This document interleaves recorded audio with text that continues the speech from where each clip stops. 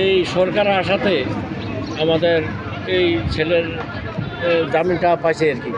হ্যাঁ, আমরা তো যেভাবেই করছি কোনো কোনো উকিলও আমাদের এরকম আশা ভরসা দেয় নাই। তো এই কেমন লাগতেছে বলেন তো? 16 বছর পর ছেলেরা দেখতে 16 বছর ছেলেরা দেখতে পারতেছে আর খালাস পেয়েছে, খুবই আনন্দ লাগতেছে। সরকারকে কীভাবে ধন্যবাদ দেব সেটা ভাষায় প্রকাশ করতে পারবো না এই সরকারের।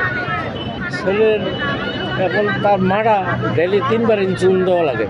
এই রুগীটা রেখে না এসব উপায় নেই। ছেলেকে আর 16 বছর পরে আমি কোথাও বেড়াইতেও যেতে পারি না তার মারে ফেলাইয়া। আর তার মা ঝটফট করতেছে বিছনা থেকে, আমার ছেলের কাছে আমি যাব। আমি এই তোমার যে অবস্থা, তোমার কীভাবে আমি নেবো? আমি একাই যাই, থাকো। তো আমার ইনসুলিন কে দিবে? ছেলের কি বিয়ে শাদী দিয়েছিলেন? যে বিয়ের সাথে দেয়নি, 1 বছর চাকরি।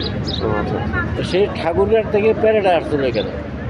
প্যারেডায় এসে তো এই পয়সা গেল, সত্য মিথ্যা প্রতারণা সরকার পাঠিয়ে দিয়েছে। আর 16 বছর যাবৎ এই যে আইসি গেছে, আমার অর্থ যেগুলা উপার্জন করছি সাধারণ ফ্যামিলি, সব ফ্যামিলিটা ধ্বংস হয়ে গেছে।